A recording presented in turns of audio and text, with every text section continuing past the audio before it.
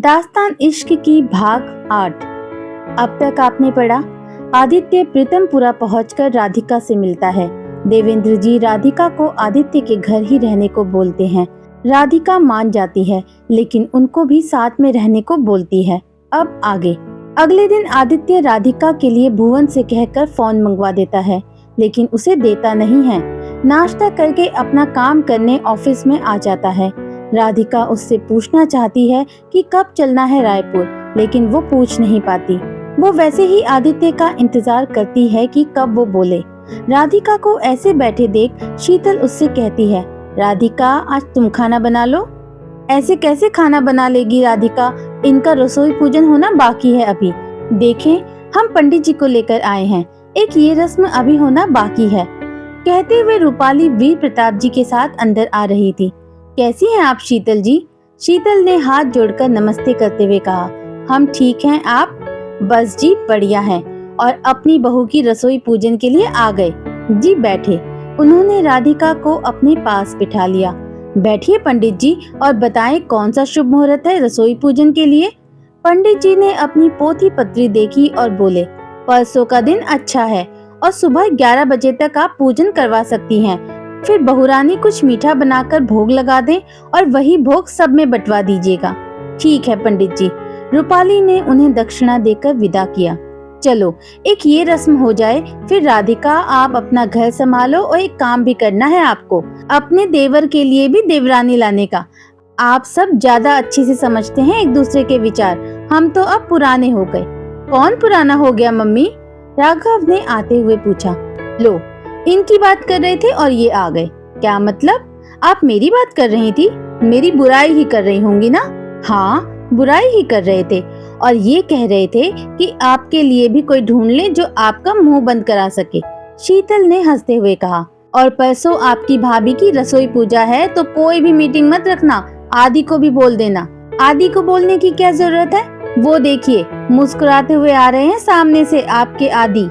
आदि सुने जरा, रूपाली ने बुलाया। जी काकी, परसों कोई मीटिंग मत रखना, और रखना भी हो तो दोपहर बाद रखना। परसों राधिका का रसोई पूजन कराना है। आदित्य ने एक नजर राधिका की तरफ देखा, मुस्कुराया और हाँ बोल दिया और जाने लगा। राधिका ने कहा, सुने। आदि ने पलटकर देखा तो राधिका उठकर उसके पास आ गई। जी वो फोन। आदित्य ने धीरे से कहा, अभी थोड़ी देर में हम चल रहे हैं आपके साथ रायपुर, आप तब तक तैयार हो जाएं। हम बस 2 मिनट में आ रहे हैं। आदित्य ने कहा, माँ, काकी, हम इनको रायपुर लेकर जा रहे हैं, रात तक आ जाएंगे, और काका को आप आज यहीं बुला लीजिए क्योंकि राघव भी हमारे साथ जा रहा है। ठीक है, लेकिन संभल कर जाइएगा। राधिका मुस्कुराकर तैयार होने चली गई। 10 मिनट में आदित्य अपने कमरे में से आया। राधिका भी रेडी होकर आ गई थी। आदित्य, राघव, राधिका और भुवन चारों गाड़ी से रायपुर के लिए निकल गए। राधिका आदित्य के साथ पीछे बैठी थी। भुवन ड्राइव कर रहा था। राघव ने राधिका से पूछा, भाभी आप वैसे क्या कर रही हैं आजकल? हमने एमए का फॉर्म भरा है, पीएचडी करेंगे, फिर प्रोफेसर बनना है। सब्जेक्ट क्या है आपका? फिलॉसफी। अच्छा, आदि की तो। राघव ने इतना ही बोला था। राघव, साथ में चलोगे या यहीं उतरना है? राघव ने मुंह बनाया और चुप बैठ गया। 2 बजे वो लोग रायपुर पहुंच गए। राघव ने कहा, चलो पहले कुछ खा लेते हैं, फिर चलेंगे तुम्हारे ससुराल। आदित्य ने उसकी तरफ देखा तो राघव बोला, अरे ससुराल ही तो है ये तुम्हारी, चलो उतरो। भुवन ने एक रेस्टोरेंट देखकर गाड़ी किनारे लगा दी। सब लोग उतर गए। अंदर जाकर राघव ने खाने का ऑर्डर दिया और सबने खाना खाया। थोड़ी देर में भुवन ने गाड़ी राधिका के घर के सामने लगा दी। राधिका गाड़ी से उतरी और उसने घर के आगे तीसरे गमले के नीचे से चाबी निकाली और घर को खोल दिया। आदित्य और बाकी सब ये देख हैरान हो गए। राधिका ने कहा, हम यहीं रखते हैं एक चाबी, सामान तो सारा उस गाड़ी में था और वो वहीं रह गया। सब अंदर आ गए। आदित्य और भुवन तो पहले भी आए थे। राघव पहली बार राधिका के घर आया था। उसने देखा घर छोटा था, मगर बहुत करीने से सजा हुआ था। थोड़े दिन बंद रहने से बस धूल हो गई थी। राधिका ने सबको बैठने के लिए कहा और बोली, हम बस थोड़ी देर में आते हैं सामान पैक करके। जब थोड़ी देर हो गई तो आदित्य ने राघव से कहा, तुम दोनों कहीं घूम क्यों नहीं आते? पता नहीं कितनी देर लगेगी यहाँ।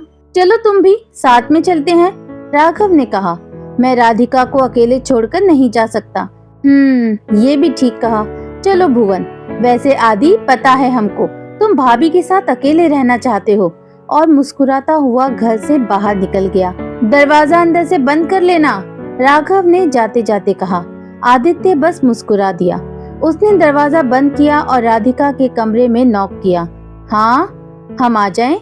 कुंवर आप? राधिका ने दरवाजा खोला। क्या हुआ? कुछ नहीं, हमारा अकेले मन नहीं लग रहा था बाहर, तो सोचा आपकी मदद कर दे पैकिंग करने में। क्यों? राघव जी और भुवन है ना? फिर? वो लोग चले गए। कहाँ?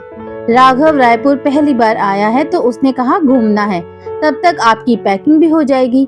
अच्छा, वैसे हो गई है मेरी पैकिंग, आप बैठे, राधिका ने कुर्सी की तरफ इशारा करते हुए कहा। आदित्य कुर्सी पर बैठ गया। राधिका अलमारी के ऊपर वाले खाने में से कुछ पेपर्स की फाइल निकालने लगी। आदित्य ने देखा राधिका का हाथ नहीं पहुंच रहा है। वो उठा और राधिका के पीछे जाकर खड़ा हो गया। लाए, हम उतार दें। राधिका ने अपना हाथ नीचे कर लिया। आदित्य ने पेपर्स की फाइल निकालकर नीचे अपने हाथ में रख ली और पीछे हो गया। राधिका उसकी तरफ बढ़ी तो आदित्य ने फाइल अपने पीछे कर ली। आप फाइल दे रहे हैं या नहीं? राधिका ने पूछा। हम कब मना कर रहे हैं, आप ले लें, कहते हुए आदित्य पीछे होता जा रहा था। राधिका ने देखा आदित्य पलंग से टकराने वाला है तो उसने कहा, कुंवर पीछे। आदित्य ने पीछे देखा तो वो पलंग से टकराने वाला था। राधिका ने उसके हाथ से फाइल लेनी चाही, तब तक गिरते हुए आदित्य ने उसके बड़े हुए हाथ को पकड़ा। आदित्य बेड पर गिरा और उसके पैरों से उलझकर राधिका भी उसके ऊपर गिर गई। राधिका आदित्य के ऊपर थी, उसके सारे बाल आदित्य के चेहरे के ऊपर थे। राधिका ने अपने दोनों हाथ टिकाए और उठने की कोशिश करने लगी। आदित्य ने देखा उसकी पलकें झुकी हुई थी, उसके चेहरे पर शर्म की लाली आ गई थी। आदित्य को पता नहीं क्या हुआ, उसने एक झटके में राधिका को उठाकर दूसरी तरफ किया और उसके ऊपर आ गया। राधिका के कुछ बालों ने उसके चेहरे को ढक रखा था। आदित्य ने धीरे से उसके बालों को उसके चेहरे पर से हटाया। राधिका ने पलकों को उठाकर आदित्य की तरफ देखा। आदित्य उसके चेहरे पर देख ही रहा था कि राधिका ने उसे धक्का दिया और उठकर खड़ी हो गई। आदित्य ने अपने सिर पर हाथ फेरा और मुस्कुराकर कुर्सी पर बैठ गया। राधिका भी वापस से अपना सामान रखने लगी। बस 5 मिनट हो ही गया, अब बस माँ के कपड़े लेने हैं। आदित्य ने कुछ नहीं कहा। राधिका अपना काम खत्म करके शीतल के रूम में आई, उनके कपड़े और जरूरत का सामान लिया और बाहर निकल आई। आदित्य तब तक बाहर के कमरे में आकर बैठ गया था। राधिका ने सब पैक किया हुआ सामान बाहर रख लिया। आदित्य ने राधिका को एक बॉक्स दिया, ये आपके लिए। राधिका ने वो बॉक्स लिया और खोला तो उसमें मोबाइल था। Thank you Kunwar, welcome. वैसे आपको अपना प्रॉमिस तो याद है ना? जी, तो कल शाम हम आपका इंतजार करेंगे।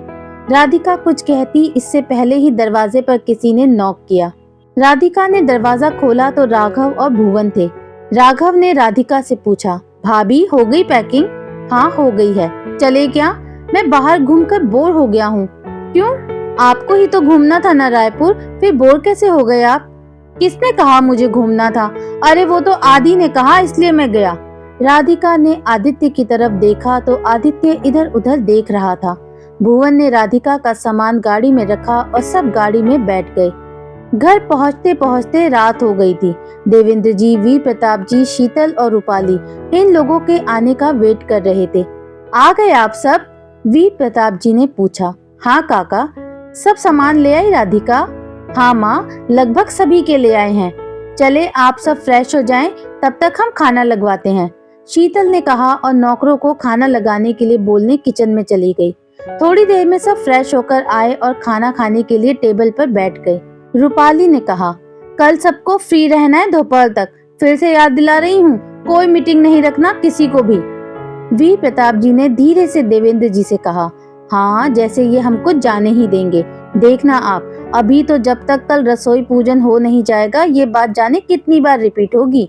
देवेंद्र जी वीर प्रताप जी की बात सुनकर बस मुस्कुरा रहे थे। क्या हुआ, आप दोनों मुस्कुरा क्यों रहे हैं? कुछ नहीं, हम तो बस यूं ही। सबने खाना खा लिया और बैठे हुए थे। तभी रूपाली राधिका को एक पैकेट देते हुए बोली, राधिका कल तुम ये पहन लेना सुबह। राधिका ने जी कहकर वो पैकेट रख लिया। आशा करती हूँ दोस्तों कहानी का ये भाग आपको पसंद आया होगा। अगर पसंद आया है तो मुझे कमेंट करके जरूर बताएं। अगर आपको ये कहानी पसंद आ रही है तो प्लीज मेरे चैनल को ज्यादा से ज्यादा लाइक, शेयर एंड सब्सक्राइब करें। बहुत जल्द मिलती हूँ आपसे इस कहानी के अगले भाग में। तब तक के लिए बाय बाय।